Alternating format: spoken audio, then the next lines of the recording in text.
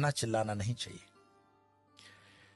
हो सकता है कि पाकिस्तान से ये बात आती हो कि भारत को जो है कन्वर्ट कर लेंगे गजवाए हिंद, पर गजवाए हिंद करने की जरूरत ही नहीं पड़ेगी। कुछ सालों के अंदर वैसे ही उनकी पॉपुलेशन बढ़ जाएगी। आज इंग्लैंड और लंदन की स्थितियां देखते हो, शरीयत का कानून लंदन में लग रहा है, ऑस्ट्रेलिया में स्थितियां खराब हो गई है, जर्मनी में खराब हो गई। ये बहुत अच्छी स्ट्रेटेजी है इस्लाम की कि वो अपने एक्सेस पॉपुलेशन को दूसरे देशों में डेमोक्रेसी की आड़ में भेज देता है, बाद में वहां पे शरीयत का कानून लगवा देता है, लेकिन अरब कंट्री के अंदर कोई भी रेफ्यूजी नहीं रखा जाता है।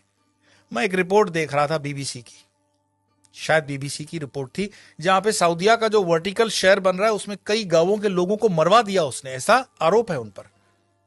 तो वहां तो मस्जिदें हटाने में भी वो सोचते नहीं है, और यहां पर हिंदू भीख मांग रहा है कि जरा मुझे कृष्ण का मंदिर दे देना, जरा मुझे ये मंदिर दे देना।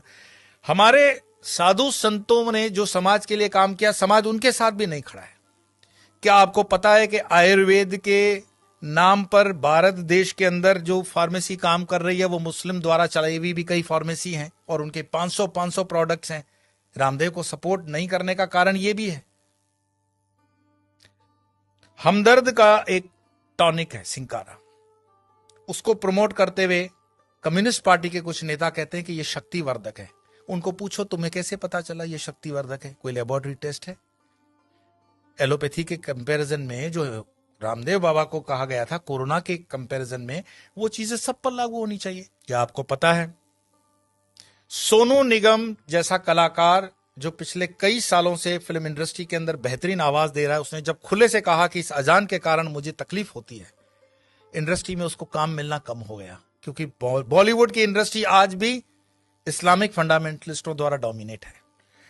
मैं आपको और बता दूं, जिन दिनों शाहरुख खान, सलमान खान, आमिर खान स्ट्रगल कर रहे थे, गोविंदा सुपरस्टार था, और गोविंदा को नीचे करने के लिए उसकी जोड़ी में चलने वाली करिश्मा कपूर को आमिर खान के साथ एक फिल्म दे दी जाती है परदेसी। गोविंदा की जोड़ी को तोड़ा जाता है, और उसके बाद उदय होता है सलमान खान, आमिर खान और शाहरुख खान का समय, क्योंकि इंडस्ट्री डोमिनेटेड है इस्लामिक लॉबी द्वारा। ऐसे कई मैं आपको उदाहरण दे सकता हूं, लेकिन मुख्य बात क्या है? क्या हमारे हिंदुस्तान में सारे मुसलमान खराब हैं? यह कहने का अर्थ नहीं है।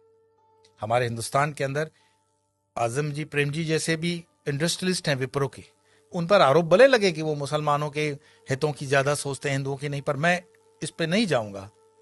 परंतु यहां मुसलमान न सिर्फ बढ़ रहे हैं, सुख संपन्नता के साथ बढ़ रहे हैं, ऐसा उस रिपोर्ट में कहा गया है। तो दुखी कौन हो रहा है? दुखी हो रहा है हिंदू। हिंदू क्यों दुखी हो रहा है? क्योंकि वो कर्महीन होकर के जीना चाहता है, और बेवजह की फालतू चीजों में वो अटका हुआ है। अपनी ना तो वो स्किल को डेवलप कर पा रहा है, और अपने हर छोटे छोटे उद्योग को छोड़ता जा रहा है। आज जब हम अपने आश्रम का भी काम करवाते हैं तो लेबर ढूंढने में हमें तकलीफ पड़ जाती है।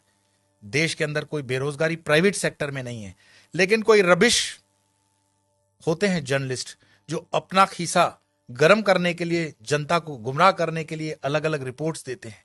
देश के अंदर आज भी उतना ही रोजगार है, अगर युवान ठान ले तो बहुत कुछ कर सकता है, लेकिन जो आप जगह खाली करते हो वो दूसरा आता है। गुजरात के हाईवेज पे एक पूरी होटल्स की चेन है, वो चेन चलाते हैं चेलियास कम्युनिटी के लोग। चेलियास मुस्लिम कम्युनिटी है, और उनकी इतनी यूनियन होती है कि उसमें दूसरा कोई होटल नहीं खोल सकता हिंदू। मैं पूरे गुजरात हाईवे की बात कर रहा हूं, नेशनल हाईवे नंबर 8। साल में सिर्फ 2-3 दिन ये होटलें बंद होती हैं। आपकी ताकत नहीं है कि इस इलाके में कुछ काम कर सको, और उनके होटलों के नाम जो रखे जाते हैं इतने मिसगाइडिंग होते हैं कि आपको पता भी न पड़े कि ये हिंदू की है कि मुस्लिम की है। होटल का नाम होता है भारत, नव Gujarat, Tulsi, Kabir, Jai Hind, Sarvodaya, dine in, dine out. किसको पता पड़ रहा है ये इस्लामिक माइंडसेट की होटल है?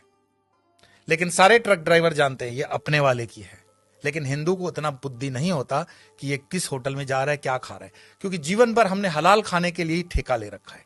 हिंदू को इतना स्वाभिमान नहीं है कि वो कह दे कि जो मैं खान पान खाता हूं तो मेरे प्रोडक्ट पर तुम लोग सात्विक, राजसिक या तामसिक का लेबल लगाओ। भाई सात्विक है तो उसको ऑरेंज कर दो, राजसिक है तो उसको लाल कर दो, तामसिक है तो उसको काला कर दो, वेजिटेरियन का ग्रीन तो है ही। हर चीज पे हलाल लगा हुआ है, और हलाल का तुम्हें मलाल भी नहीं है। तो कितने भी तुम प्याज लहसुन को मत खाओ, लेकिन ये हलाल खाते हुए तुम्हारे बच्चे जो हैं क्या बन रहे हैं? ये जिहाद करने की जरूरत पड़ेगी नहीं उनको। ये साधु संतों को भी सोचना पड़ेगा कि तुम शेर को भी घास खिलाओगे, गाय को भी घास खिलाओगे, क्षत्रियों को भी घास खिलाओगे और ब्राह्मणों को भी घास खिलाओगे। हमने खान पान को बदल करके पूरे डीएनए सिस्टम को बदलने का पाप किया है, और जब इस पाप की हम ठीक से बैलेंस नहीं करते हैं तब तक इस पॉपुलेशन को ठीक करना बड़ा मुश्किल होगा। एक इंसान, ये वीडियो समाप्त करने से पहले मैं बता रहा हूं, एक इंसान जिसने अलीगढ़ मुस्लिम यूनिवर्सिटी का स्थापना किया था, सर सैयद, उसने सिर्फ ख्वाब देखा था पाकिस्तान बनाने का, कि एक ऐसा देश बन सकता है। एक टाइपराइटर और एक इंसान जिन्ना, जिसने देश बनाकर दिखा दिया, और यह चीज इतिहास के अंदर दर्ज है। क्या पता ओवैसी जो कह रहा हो उसको हम सीरियसली नहीं ले रहे हैं। अगर शाहबानू केस कोर्ट का इधर उधर हो सकता है तो राम मंदिर का केस भी राहुल गांधी तो बोले थे कि हम कर देंगे, ऐसा उन पर आरोप है, प्रमोद जी ने लगाया था। हिंदुओं को जागना पड़ेगा। कोई शंकराचार्य फिर से आए ना आए इसकी कोई गारंटी नहीं है।